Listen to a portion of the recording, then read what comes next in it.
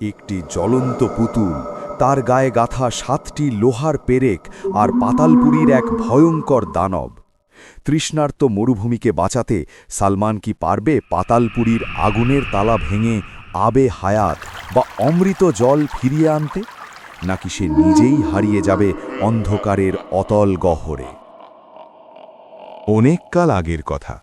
তপ্ত মরুভূমি আর নিস্তব্ধ পাহাড়ের মাঝে আস সাহারা নামে এক আস সাহারার জমি একসময় সোনা ফলাত, কিন্তু এখন সেখানে আকাশ থেকে আগুন ঝরছিল। গত 3 বছর ধরে সেখানে বৃষ্টির এক ফোঁটা জলও পড়েনি। নদী শুকিয়ে গিয়েছিল, পুকুরে ফাটল ধরেছিল এবং তৃষ্ণায় পশু পাখিরা প্রাণ হারাচ্ছিল। সেখানে জল এখন হীরা মুক্তার চেয়েও দামি হয়ে উঠেছিল। এই জলপদের বাইরের দিকে নিজের পৈতৃক খামারে সালমান নামে এক যুবক থাকত। সালমানের বয়স ছিল 25 বছর, কিন্তু দায়িত্বের বোঝা সময়ের আগেই তার চেহারায় গাম্ভীর্য এনে দিয়েছিল। সালমানের বাবা শেখ ইউসুফ ছিলেন জনপদের সবচেয়ে নেক মানুষ। মৃত্যুকালে তিনি সালমানকে একটি উপদেশ দিয়েছিলেন, বাবা, আমাদের জমির মাঝখানের এই পুরনো কুঁয়োটি আমাদের বংশের আমানত। জীবন গেলেও এই কুঁয়োর সওদা করো না এবং এখান থেকে কোনো তৃষ্ণার্থকে জল দিতে কখনো মানা করো না। সালমান তার বাবার কথাকে তাবিজের মতো হৃদয়ে গেঁথে নিয়েছিল। পুরো এলাকায় সালমানের কুঁয়োটিই ছিল একমাত্র উৎস, যার গভীরে তখনও সামান্য জল বাকি ছিল।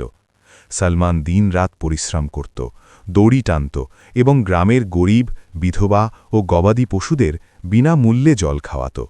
মানুষ তাকে জলের ফেরেশতা বলত। কিন্তু শয়তান অনেক সময় মানুষের রূপ ধরে আপন ঘরেই থাকে। সালমানের কাকা আকরাম খান ছিল চরম লোভী ও প্রতারক।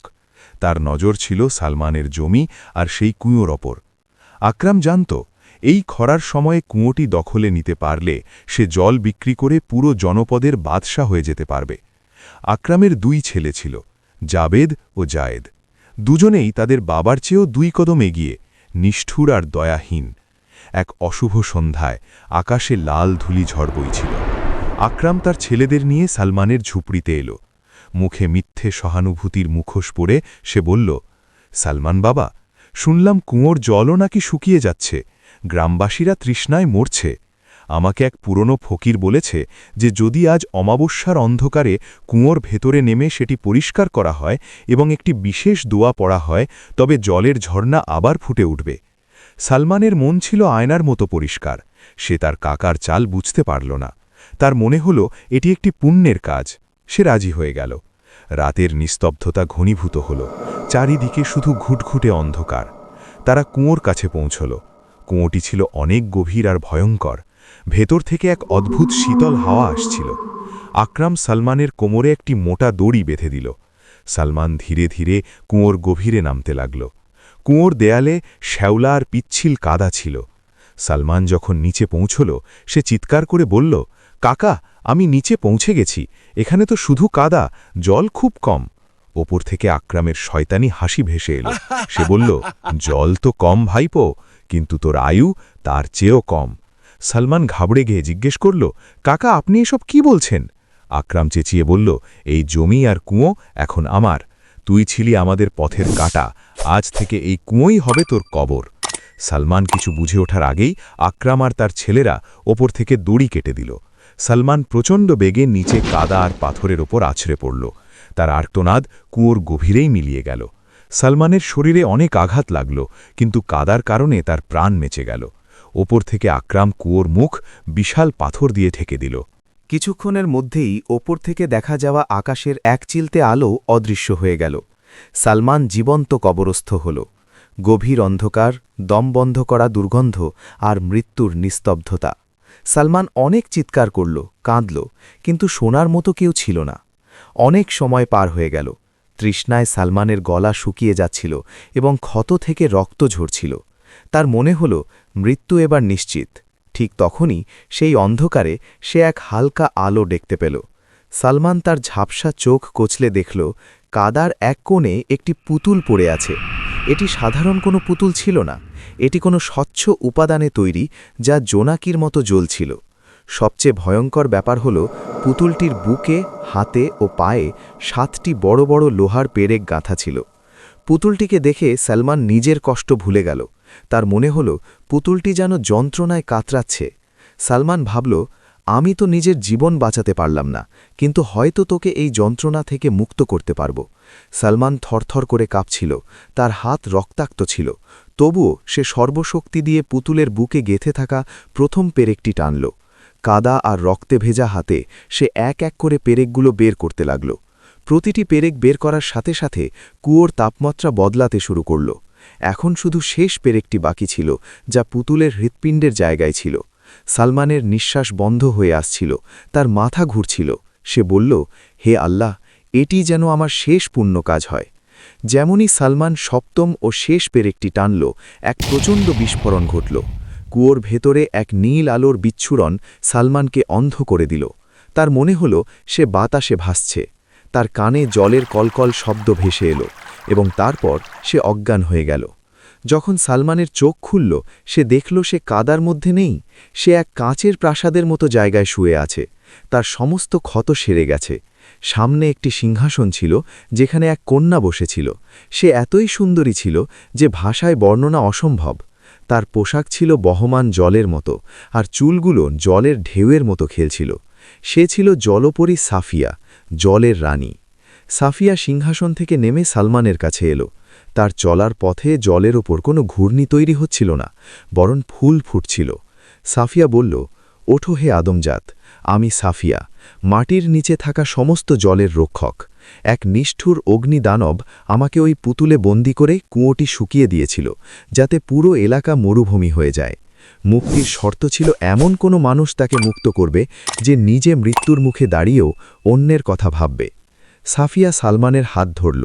তার স্পর্শ ছিল বরফের মতো শীতল ও আরামদায়ক। সে বলল, তুমি আমাকে নতুন জীবন দিয়েছ সালমান, আজ থেকে আমি তোমার কাছে কৃতজ্ঞ।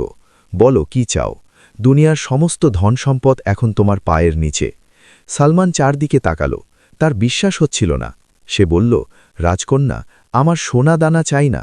আমার গ্রামের মানুষ, শিশু আর পশুরা তৃষ্ণায় মারা যাচ্ছে। আপনি যদি পারেন তবে আমার ওই শুকনো কুয়োয় জল ভরে দিন। সাফিয়ার চোখে সালমানের জন্য শ্রদ্ধা বেড়ে গেল। সে বলল, এত বড় উপকার করার পরেও তুমি নিজের জন্য কিছু চাইলে না। তুমি সত্যি জলের মতো পবিত্র। কিন্তু পরক্ষণেই সাফিয়ার মুখ বিষণ্ণ হয়ে গেল। সাফিয়া বলল, সালমান, জল ফিরিয়ে আনতে পারি, কিন্তু এটি সহজ নয়। সেই অগ্নিদানবের অভিশাপ এখনও পুরোপুরি কাটেনি। সে কুয়োর শিরার ওপর একটি জাহান্নামের তালা লাগিয়ে রেখেছে, যা পাতালপুরীর গভীরে অবস্থিত। সাফিয়া বলল, আমি সেখানে যেতে পারি না, কারণ আমার শক্তি ওই আগুনে বাষ্প হয়ে যাবে। কেবল একজন বিশ্বাসী মানুষই সেই তালা ভাঙতে পারবে, যার হৃদয়ে ঈমানের শীতলতা আছে। তুমি কি তোমার গ্রামের জন্য পাতালপুরীর আগুনের তালা ভাঙার ঝুঁকি নেবে? সেখান থেকে ফিরে আসা অসম্ভব। সালমান তার মরহুম বাবার কথা মনে করল এবং বুক ফুলিয়ে বলল, যে মৃত্যুকে আমি ভয় পাইনি, তা আমার কি ক্ষতি করবে? আমি প্রস্তুত। সাফিয়া সালমানকে নিয়ে তার কাঁচের প্রাসাদের পেছনের অংশে এলো। এখানে দৃশ্য ছিল অন্যরকম। সামনে এক বিশাল কালো দরজা ছিল, যা পাথরে খোদাই করা। দরজার ফাঁক দিয়ে রক্তের মতো লাল আলো আসছিল এবং বাতাসে বিষাক্ত লোহার গন্ধ ছিল। সাফিয়া তার হাতের তালু খুলল। সেখানে একটি নীল মুক্তা জ্বলছিল। এটি সালমানের হাতে দিয়ে সে বলল, এটি মুঠোর মধ্যে শক্ত করে ধরো। যতক্ষণ এটি তোমার কাছে আছে, পাতালপুরীর আগুন তোমার শরীর পোড়াতে পারবে, কিন্তু আত্মাকে ছাই করতে পারবে না। তবে মনে রেখো, তুমি সব ব্যথা অনুভব করবে। সালমান সেই মুক্তাটি ধরল। তার শীতলতা সালমানের রক্তে মিশে গেল। সালমান জিজ্ঞেস করল, রাজকন্যা, এই দরজার ওপারে কি আছে? সাফিয়া বলল, ওপারে সেই জাদুকরের ভয়ঙ্কর ইফরিত পাহারা দিচ্ছে।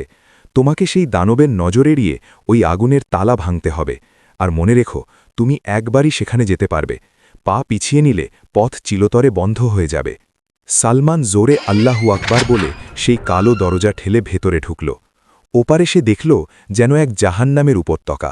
চারদিকে গলে যাওয়া পাথর বইছে। আকাশের বদলে উপরে জ্বলন্ত কয়লার ছাদ, যেখান থেকে আগুনের বৃষ্টি হচ্ছে। বাতাসে বিষাক্ত ধোঁয়া। সামনে একটি জীর্ণ সেতু, যা আগুনের খাদের ওপর দিয়ে চলে গেছে। সেতুর শেষ প্রান্তে একটি বিশাল পাথর থেকে সেই আগুনের তালাটি ঝুলছিল, যা একটি মোটা শিকলকে আঁকড়ে ধরেছিল। সালমান বুঝল, এই পাথরের দেওয়ালের পেছনেই দয়ার জল বন্দী আছে। সালমান আগুনের সেতুর ওপর প্রথম পা রাখল। সাথে সাথে তার জুতোর তলা পুড়তে লাগল। উত্তাপ এতই ছিল যে সালমানের চামড়া পুড়ে যাচ্ছিল।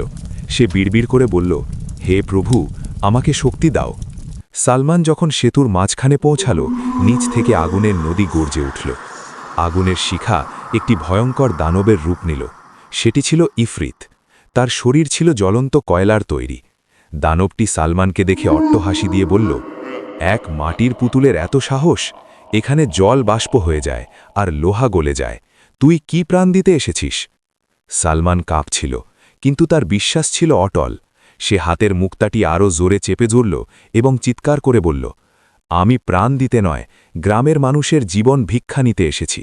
সরে যা আমার পথ থেকে। দানবটি ঘৃণাভরে বলল, কাদের জন্য?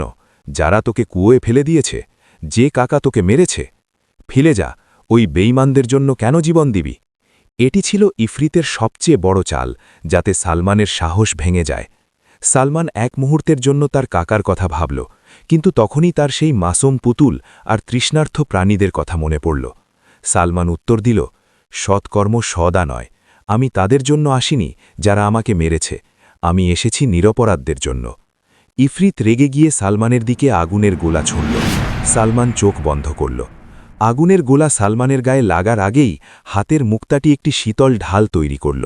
সালমান বুঝল এই মুক্তা তাকে রক্ষা করবে, কিন্তু তালা ভাঙতে তাকে নিজেকেই পুড়তে হবে। সালমান দৌড়ে সেই তালার কাছে পৌঁছাল। এদিকে মাটির উপরে গ্রামে সকাল হয়ে গিয়েছিল। কুয়োর কাছে পুরো গ্রামবাসী জমা হয়েছিল। সালমানের কাকা আকরাম খান সাদা পোশাক পরে নকল চোখের জ্বর ফেলছিল। সে বলল, প্রিয় ভাইরা, আমার ভাতিজা সালমান কাল রাতে গুপ্তধনের লোভে কুয়োয় নেমেছিল, কিন্তু মাটি ধসে সে আল্লাহকে প্রিয় হয়ে গেল। গ্রামবাসীরা কান্নায় ভেঙে পড়ল। আকরাম সুযোগ বুঝে বলল, এই কুয়ো এখন অপয়া, আমি এটি বন্ধ করে দেব এবং এখানে একটি সরাইখানা বানাবো। শহর থেকে জল আসবে যা তোমরা টাকা দিয়ে কিনতে পারবে। গ্রামবাসীরা অসহায় হয়ে মাথা নিচু করে নিল। আকরাম এক ব্যবসায়ীর দিকে তাকিয়ে চোখ টিপল। তার এক ছেলে চুপি চুপি অন্য ছেলেকে বলল, দেখলে বাবার বুদ্ধি, সাপও মরল, লাঠিও ভাঙল না। তারা যখন বিজয় উৎসব করার প্রস্তুতি নিচ্ছিল, তখনই মাটির নিচ থেকে এক ভয়ঙ্কর গর্জন শোনা গেল। মানুষ ভাবল মেঘ ডাকছে, কিন্তু আকাশ পরিষ্কার ছিল। এরপর মাটি কাঁপতে শুরু করল। কুয়োর ওপর রাখা বিশাল পাথরগুলো নড়তে শুরু করল। আকরাম ঘাবড়ে গেল। এদিকে পাতালপুরীতে সালমান সেই টকটকে লাল তালার সামনে দাঁড়িয়েছিল। উত্তাপে সালমানের চোখের ভ্রু ও চুল পুড়ে যাচ্ছিল। সালমান সেই নীল মুক্তাটি মুখে পুড়ে নিল এবং চিৎকার করে বলল, হে আল্লাহ, আমার হাত নিয়ে নাও, কিন্তু জনপদকে জল দাও। সালমান তার দুই হাত দিয়ে জ্বলন্ত লোহার তালাটি ধরল। সাথে সাথে মাংস পোড়ার বিভৎস শব্দ হল। যন্ত্রণায় সালমানের চোখের সামনে অন্ধকার নেমে এলো, কিন্তু সালমান তালা ছাড়ল না। এরপর এক অলৌকিক কাণ্ড ঘটল। সালমানের শরীরের চামড়া পুড়ে খসে যাচ্ছিল, আর সেখানে কাঁচের মতো স্বচ্ছ নীল চামড়া গজাতে লাগল। সালমানের শরীর এক আধ্যাত্মিক জলীয় রূপ ধারণ করল। সালমান সর্বশক্তি দিয়ে এক হেঁচকা টান দিল এবং বহু বছরের পুরনো জাদুকরি তালাটি ভেঙে চুরমার হয়ে গেল। শিকল ছিঁড়ে নিচে পড়তেই সেই কালো দেয়ালের ওপার থেকে আবে হায়াত, অমৃত জল এর বন্যা বেরিয়ে এলো। সেটি কেবল জল ছিল না, ছিল এক নীল শীতল তুফান। পাতালপুরীর আগুন এক পলকে নিভে গেল এবং আগুনের দানবটি ধোঁয়ায় পরিণত হয়ে মিলিয়ে গেল। সালমান সেই জলের স্রোতে ভেসে গেল। এখন সে আর জ্বলছিল না, বরং শান্তি অনুভব করছিল। মাটির ওপরে কুয়োর উপর রাখা বিশাল পাথরগুলো তুলোর মতো হাওয়ায় উড়ে গেল। কুয়োর গভীর থেকে এক বিশাল জলের ফোয়ারা আকাশ অভিমুখে ছুটে বের হল। সেই ধবধবে সাদা শীতল জল আকাশ থেকে ঝরছিল যেন আল্লাহর রহমত। শুকিয়ে যাওয়া গাছে প্রাণ ফিরে এলো এবং মানুষ পাগলের মতো জলের দিকে ছুটল। ফোয়ারার ওপর সাওয়ার হয়ে সালমান বাইরে এলো। তার পোশাক এখন জলের তৈরি এবং চোখে নীল সমুদ্রের গভীরতা। আকরাম তাকে দেখে ভয়ে পিছিয়ে গেল এবং কাদার মধ্যে পড়ে গেল। সালমান কিছুই বলল না, কেবল তার দিকে একটি আঙুল তুলল। সাথে সাথে জল সাপের মতো হড়হড় করে আকরাম আর তার ছেলেদের ঘিরে ফেলল। সালমান তাদের মারতে চাইল না, কারণ মৃত্যু খুব সহজ সাজা। জল তাদের কোমর পর্যন্ত উঠে এলো। তারা পিপাসায় ছটপট করছিল। আকরাম যেমনই জল পান করার জন্য মুখ নিচু করল, অমনি জল নিচে নেমে গেল। সে যতই চেষ্টা করছিল, জল ততই সরে যাচ্ছিল। সালমান গম্ভীর গলায় বলল, কাকা, আপনি জলের জন্য রক্ত ঝরিয়েছেন আর এক এতিমের হক মেরেছেন। আজ থেকে এই জল আপনার চারপাশেই থাকবে, কিন্তু আপনার নসিবে জুটবে না। আপনি আজীবন তৃষ্ণার্ত থাকবেন জলের মাঝখানে দাঁড়িয়েও। এটি ছিল এক ভয়ঙ্কর আযাব। গ্রামবাসীরা সালমানের পায়ে লুটিয়ে পড়ল। সালমান তাদের তুলল এবং বলল, আমি ফেরেশতা নই, কেবল একজন বান্দা যে সবরের পথ ছাড়েনি। তখনই বাতাসে এক সুগন্ধ ছড়িয়ে পড়ল এবং সালমান সাফিয়ার আওয়াজ শুনতে পেল। সাফিয়া বলল, সালমান, তোমার কাজ শেষ, এখন তুমি আর এই দুনিয়ার নও, জল তোমাকে ডাকছে। সালমান শেষবারের মতো তার গ্রামকে দেখল এবং কুঁয়োয় পা রাখল। সাথে সাথে সে জল হয়ে জলের সাথে মিশে গেল। আজ সাহারার ভাগ্য বদলে গেল। সালমানের সেই কুয়ো পুরো আরবে চাশমাই রহমাত নামে পরিচিত হল। তার জল সমস্ত অসুখের ওষুধ হয়ে উঠল। আর আকরাম এবং তার ছেলেরা পাগল হয়ে বনে জঙ্গলে ঘুরে বেড়াতে লাগল। আজও আরবের বয়োজ্যেষ্ঠরা তাদের সন্তানদের সালমানের এই কাহিনী শোনান। তারা বলেন, যে ধৈর্য ধরে তার জন্য পাথর থেকেও ঝর্ণা বেরিয়ে আসে, আর যে লোভ করে সে সমুদ্রের মাঝে থেকেও তৃষ্ণার্ত হয়ে মরে।